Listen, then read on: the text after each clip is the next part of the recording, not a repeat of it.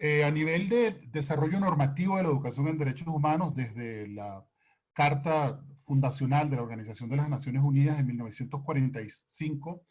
se planteó desde su preámbulo la necesidad del fomento y el estímulo y el respeto por los derechos humanos y las libertades fundamentales como un valor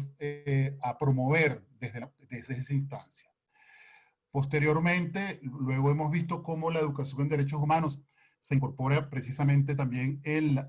además de la Carta de las Naciones Unidas, la propia Declaración Universal de Derechos Humanos. No solamente nos habla del derecho a la educación como un derecho humano, sino que nos habla también de los principios y valores que componen los derechos humanos como parte de los procesos de educación. En ese sentido, toda la normativa que se ha construido a nivel internacional, cuando empieza a hablar de educación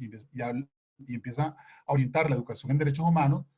nos habla que no es solamente un mero mecanismo para promover derechos humanos, sino que tiene que ser un concepto de la educación que dependa del contenido de los valores que se den y que se incorporen en los procesos educativos. En esa dirección, ya después cuando empezó el desarrollo de los pactos y los tratados internacionales de derechos humanos en 1976, que empezaron a implementarse, todos los pactos, todos los convenios tienen un artículo referido a la educación.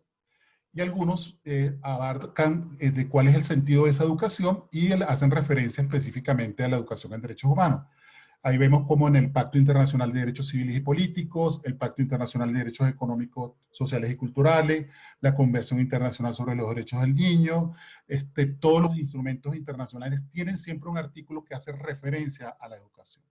y a la necesidad de educar en derechos humanos, fundamentalmente en base a cada uno de los pactos y los tratados que se han venido desarrollando.